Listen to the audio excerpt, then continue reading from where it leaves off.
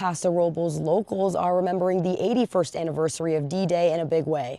I'm your community reporter, Izzy Romero, at the Estrella Warbird Museum, where veterans boarded an honor flight in remembrance of the historic day. This is something I am doing to honor the veterans because it was Sherman's passion. So it makes me feel closer to Sherman, being able to bring the veterans out here and taking them up and having them enjoy. The second annual D-Day Legacy Flight took off from Paso Robles on Friday. 19 veterans were honored with a flight on board Betsy's Biscuit bomber, a C-47 plane that was used during World War II. Lori Zanoli Smoot has planned the event on D-Day for the last 2 years, allowing veterans to enjoy a flight over the Central Coast, then have a warm homecoming.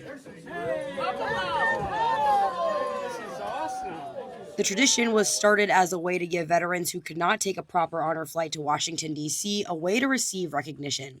We went up and we flew past Hearst Castle and then came back around. Paso Robles' honor flight was originally started by Zanoli Smoot's late husband, Sherman, who was a Navy veteran who flew Betsy. When Sherman was still alive, Sherman and I flew that very airplane several times together. He was actually called by Honor Flight, a good friend at Honor Flight, and asked if he would fly some of our veterans that had not been able to do their tour to D.C.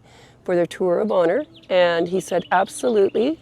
And so we had 19 veterans come out. That was back in 2022. Since then, Zanoli Smoot has been carrying on his legacy and making veterans feel appreciated. It's heartening, that the Central Coast is saying to its veterans, thank you. It's a wonderful feeling. It's real hard to explain other than just absolutely wonderful. Organizers tell me they hope to continue the tradition next year and beyond. In Paso Robles, Izzy Romero, KSBY News.